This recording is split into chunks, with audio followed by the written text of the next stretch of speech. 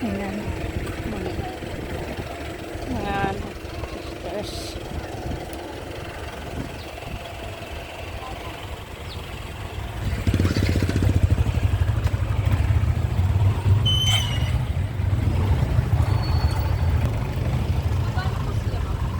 Doon pa, sa L3.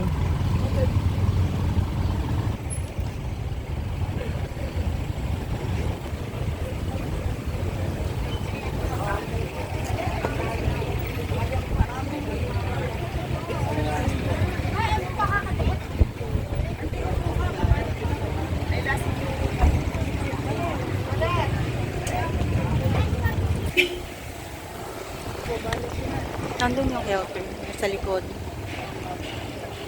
Tita, inaanap po si Tita Joanne daw.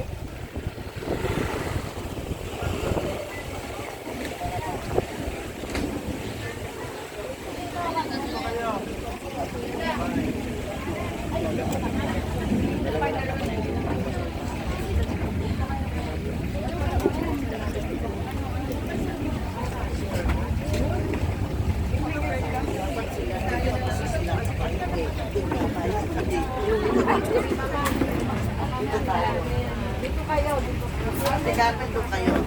Kayo ang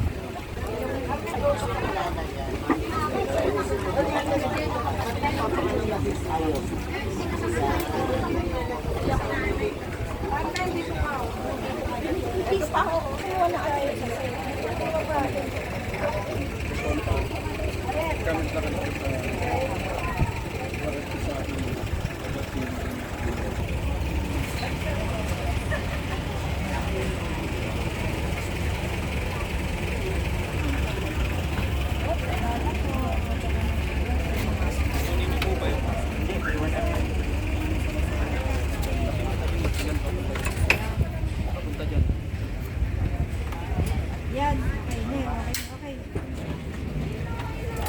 Okay, salamat po.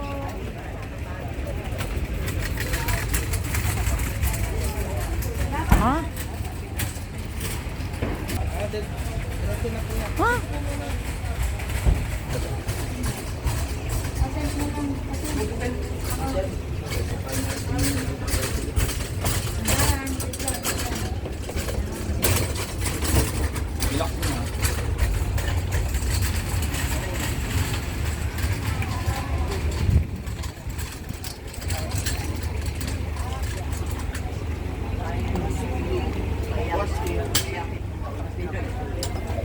May initan. Kayo. Okay, tulungan mo na siya. Pati yung mga ano. Tanggalin mo yung tape. Yung mga pangalan. Eh, okay lang yan. Tanggalin. Hindi sinasama ko yan. Kasi pangalan yung mga yan eh. Hi, Sister Rose.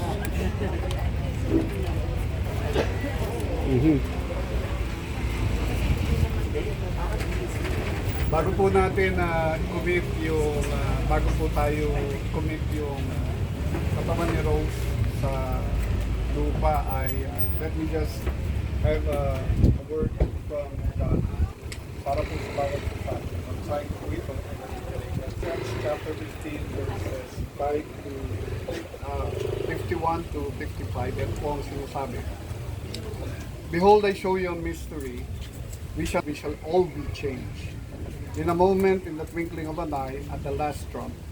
For the trumpet shall sound, and the dead shall be raised incorruptible, and we shall be changed. For this corruptible must put on incorruption, and this mortal must put on immortality. So when this corruptible shall have put on incorruption, and this mortal shall have put on immortality, then shall be brought to pass the saying, as it is written, death is swallowed up in victory. O death, where is thy sting? O grave, thy victory. Ang katawan po na nandito sa ating harapan is just but an earthly tabernacle na kung saan si Rose ay nabuhay for the past 54 years. It is tenderly and reverently that we commit this house to the grave.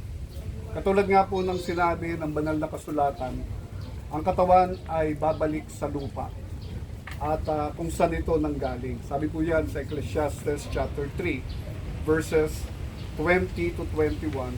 Sabi diyan, all go unto one place, all are dust, and all turn to dust again. Who knoweth the spirit of man that thou goeth upward, and the spirit of the beast that goeth downward to earth. Kaya lang ito po ang pangako ng Panginoon sa atin. Sabi po sa 1 Thessalonians 4:16 to 17, sabi po diyan, for the Lord himself shall descend from heaven with a shout, with the voice of the archangel, and with the trump of God, and the dead in Christ shall rise first. Then we which are alive and remain shall be caught up together with them in the clouds to meet the Lord in the air, and so shall we ever be with the Lord. Wherefore, comfort one another with these words. Ito po yung mga talata na kung saan ipinapakita ng Panginoon ang pag-asa ng mga taong nakakilala kay Kristo. Si Rose po ay nasa piling na ng ating Panginoon. And this time, mga kapatid, we will commit his body to the ground to where it belongs. Manalangin po tayo, itigit po natin ang ating mga mata. Salamat po kami sa buhay ni Rose sa loob po ng 54 years na siya ipinahiran mo sa amin. We recognize, Lord, that the body before us is not her. It is the house at the tabernacle in which she lived. So ngayon po, Panginoon, ay kinukumit po namin ang katawan na ito sa lupa.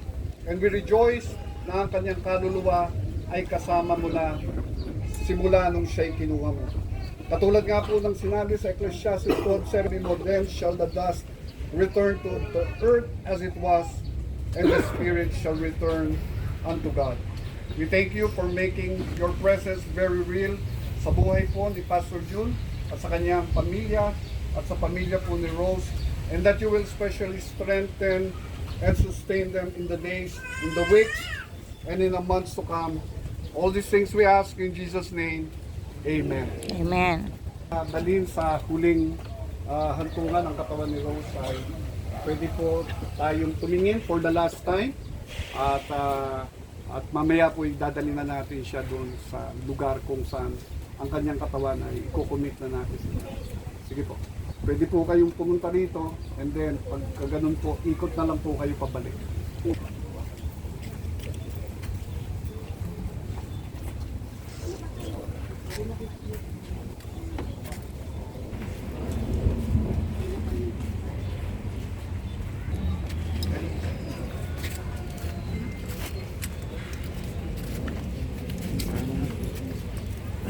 Ano po? Yung mga gusto pong tumingin na po. Last viewing na po yan.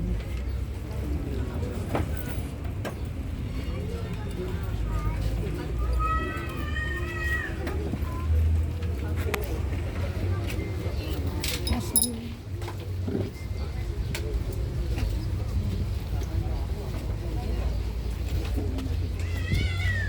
Dapat isang direction lang yung pasok at labas.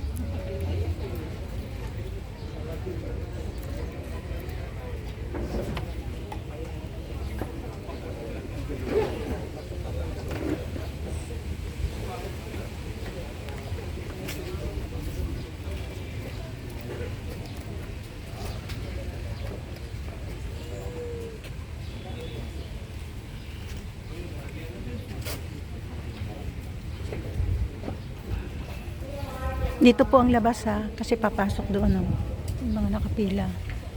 Dito po ang labas. Pakibilis yung ikot niya.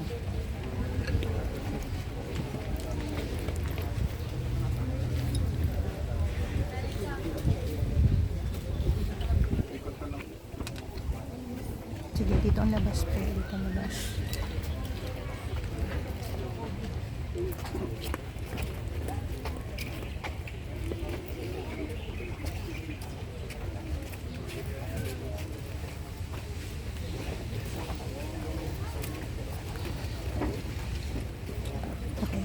Ay,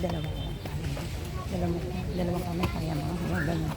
Pipira lang.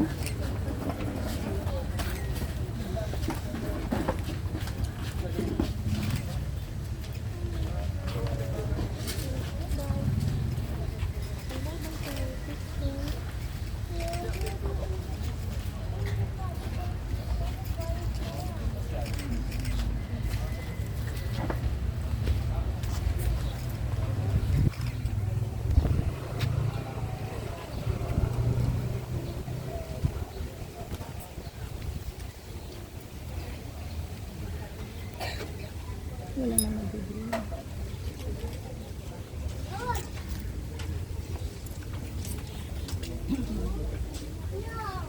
Meron pa po ba?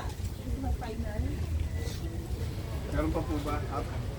Sige lang po. At bago po natin tawagin si Brother June, si Preacher June, para po sa kanyang final salamat. Kung wala na po ay